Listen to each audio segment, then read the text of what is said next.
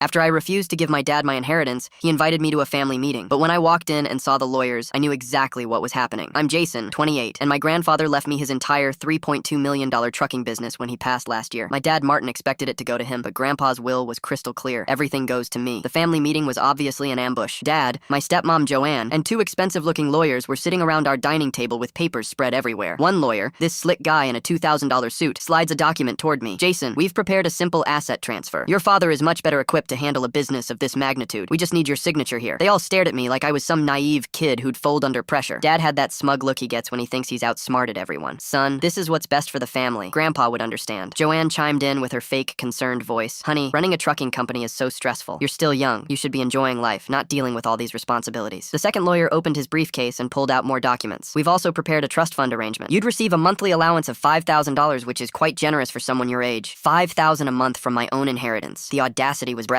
But here's what they didn't know. Grandpa saw this coming from a mile away. 3 months before he died, he pulled me aside in his old office that still smelled like diesel fuel and coffee. His hands were shaking from the chemo, but his voice was steady as steel. Jason, your father's going to try to take this business from you. When he does, you call my old friend Philip Turner. Don't argue, don't negotiate, just call Philip. He handed me a business card that I'd kept in my wallet ever since. The edges were worn now, but the number was still clear. I pulled out my phone and dialed. Philip, it's Jason Matthews. Yeah, it's time. The room went dead silent. Dad's face shifted from smug confidence to confusion, then to something that looked like panic. Who are you calling? He demanded. 5 minutes later, Philip Turner walked through our front door. The same lawyer who'd been handling our family's legal affairs for 30 years. The same lawyer who knew every detail of Grandpa's business dealings. He was older now, probably in his 70s, but he moved with purpose. The expensive lawyers' faces went white when Philip announced he was representing me. Dad started stuttering excuses, but Philip cut him off with a wave of his hand. Martin, your father specifically added a clause to his will. Any attempt to coerce Jason into transferring assets results in immediate legal action and a restraining order. Philip opened his own briefcase and pulled out a thick folder. Walter anticipated this exact scenario. He documented every conversation you two had about the inheritance, including the one where you told him Jason was too immature to handle the business. The slick lawyer tried to interject. Now wait a minute, this is just a family discussion about this is attempted inheritance fraud, Philip said coldly, and you gentlemen are now witnesses to it. I'd suggest you leave before I add legal malpractice to the charges. Joanne was the first to crack. Martin, this is getting out of hand. Maybe we should just— Shut up, Joanne, Dad snapped, his mask finally slipping completely. Philip pulled out his phone. I'm calling the police to file a report. Jason, you're getting that restraining order today. The two lawyers practically ran out of the house, mumbling about conflicts of interest. Joanne followed them, clutching her purse like a lifeline. Dad stood there for a moment, his face red with rage and embarrassment. This isn't over, Jason. That business should be mine. Actually, it is over, Philip said. The restraining order includes a no-contact clause regarding the business. You're done, Martin. As Dad stormed out, slamming the front door so hard the windows rattled, Philip turned to me with a small smile. Your grandfather would be proud. He always said you had more backbone than your father ever did. Dad's family meeting turned into his worst nightmare, and I walked out with my inheritance intact and a new appreciation for my grandfather's wisdom.